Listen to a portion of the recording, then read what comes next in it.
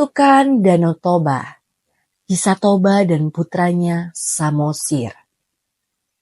Dahulu kala di sebuah lembah subur di Sumatera Utara, hiduplah seorang pemuda bernama Toba. Setiap hari dia bekerja di ladang sebagai petani. Toba adalah seorang pekerja keras, namun sayangnya hasil panen tahun ini sangat sedikit, tidak seperti musim sebelumnya. Karena itulah Toba harus mencari penghasilan tambahan. Salah satunya adalah memancing ikan di sungai dekat rumahnya untuk dimakan sendiri atau dijual di pasar. Suatu hari sepulang dari ladang, Toba memutuskan untuk memancing ikan sebagai lauk makan malam. Setelah menunggu lama tanpa hasil, tiba-tiba pancingnya ditarik dengan kuat. Toba kegirangan, penantiannya tidak sia-sia. Dengan sekuat tenaga dia menarik pancingannya dan terlihatlah ikan besar bersisik emas yang sangat cantik. Tanpa buang waktu, Toba segera membawa ikan itu pulang untuk segera dimasak. Sesampainya di rumah, Toba kecewa karena kayu bakarnya habis. Dia terpaksa kembali ke ladang untuk mencari kayu bakar. Ikan itu diletakkannya dalam tempayan. Sepanjang perjalanan mencari kayu bakar, Toba membayangkan hidangan makan malam yang lezat dengan ikan besar yang ditangkapnya. Setelah cukup mencari kayu bakar, Toba segera menyalakan api. Namun ketika dia akan mengambil ikan, dia terkejut melihat ikan itu telah lenyap. Dan yang ada hanyalah beberapa keping emas. Toba bingung dengan keanehan itu dan bermaksud masuk ke kamar untuk menenangkan diri. Saat membuka pintu kamar, dia sangat terkejut melihat seorang wanita berambut panjang sedang berdiri sambil menyisir rambutnya.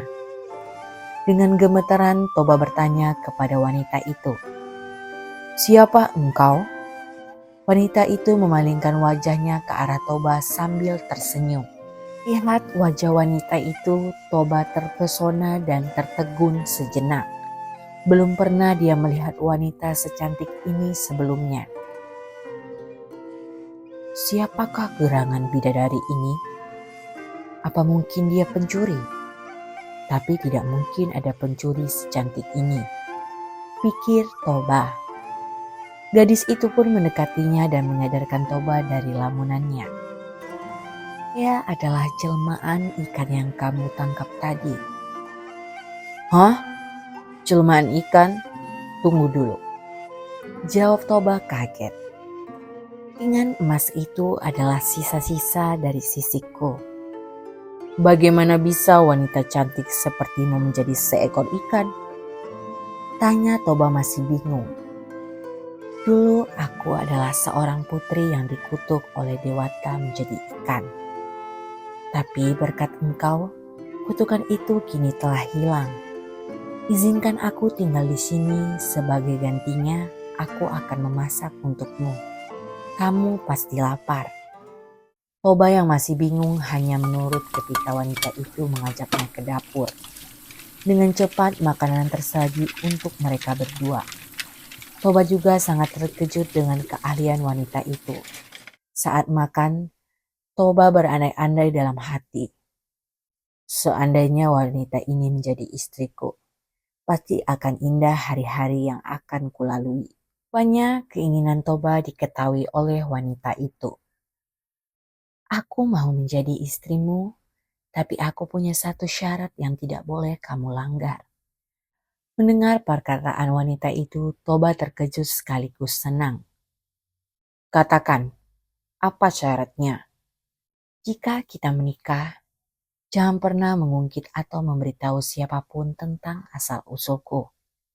Jika engkau melanggar, akan ada hal buruk yang terjadi." "Lah, itu adalah hal yang mudah bagiku. Demi mendapatkan istri secantik dan sepandai dirimu, apapun akan kulakukan." Akhirnya mereka menikah. Toba semakin giat bekerja untuk memenuhi kebutuhan hidup keluarga kecilnya. Seiring berjalannya waktu, sang istri hamil. Toba tidak sabar menunggu kelahiran anaknya. Singkat cerita, sang istri melahirkan seorang putra yang kemudian diberi nama Samosir. Samosir tumbuh menjadi anak yang malas dan nakal akibat dimanjakan oleh kedua orang tuanya sama sang ibu. Sehari-hari dia hanya bermalas-malasan, bermain dan keluyuran. Toba terkadang merasa prihatin dengan kelakuan sang anak. Ketika sang ibu meminta Samosir untuk mengantarkan bekal makan siang ayahnya. Awalnya Samosir menolak, tetapi akhirnya mau berangkat setelah dibujuk oleh ibunya, meskipun dengan muka masam. Di tengah jalan Samosir memutuskan untuk bermain terlebih dahulu. Dia yakin sang ayah mau menunggunya beberapa saat. Sementara itu di ladang, Toba tidak sabar menunggu makanannya yang tak kunjung datang. Dia sangat lapar. Lelah bermain, Samosir pun merasa lapar. Tanpa pikir panjang dia makan bekal itu dan hanya menyisakan sedikit untuk ayahnya. Lama menunggu dari kejauhan, tampak Samosir datang membawa bekal.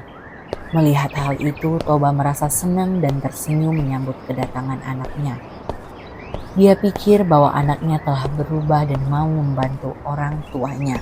"Mari nak, ayo kita makan bersama." "Tidak ayah, aku sudah kenyang. Terima kasih ayah." "Ayolah, kita makan bersama." "Tidak ayah, aku sudah kenyang. Ayah saja yang makan." "Kau sudah berjalan cukup jauh dari rumah ke ladang. Pasti kau juga lelah dan lapar." Diajaklah Samosir untuk makan bekal di bawah pohon rindang. Namun ketika Toba membuka bekalnya, dia terkejut. "Hah? Apa ini Samosir? Kau sudah memakannya di jalan?" tanya Toba. "Iya, aku memakannya sedikit waktu di jalan tadi. Itu aku sisakan sedikit untuk ayah.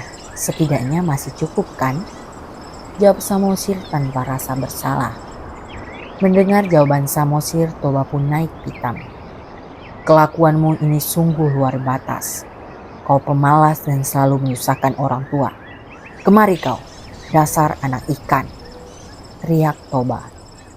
Kemarahan Toba sudah tak terbendung lagi. Tanpa sadar dia sudah melanggar janji yang diucapkannya dulu. Sambil menangis, Samosir berlari pulang. Di tengah jalan dia merenungi bahwa dirinya bukanlah anak ikan, tetapi anak dari ibunda yang telah lama mengandungnya. Sampainya di rumah, Samosir mengadu kepada ibunya. Dengan terisak-isak dia bercerita bahwa sang ayah menyebutnya sebagai anak ikan yang pemalas dan menjadi beban orang tuanya. "Ibu, aku bukan anak ikan, Bu. Aku bukan anak ikan," seru Samosir. Dengar cerita itu, ibu Samosir terkejut dan merasa sedih. Dia tidak menyangka bahwa suaminya melanggar janji dengan mengungkit asal-usulnya.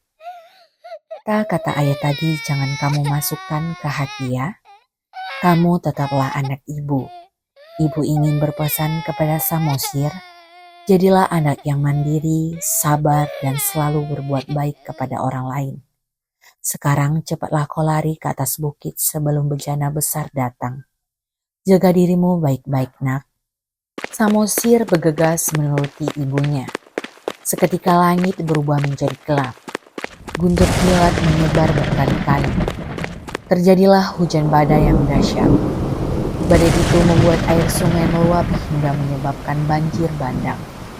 Ibu Samosir melompat ke dalam air bah dan kembali ke wujud ikan. Toba yang sedang bekerja di ladang terkejut karena air yang begitu besar tiba-tiba datang.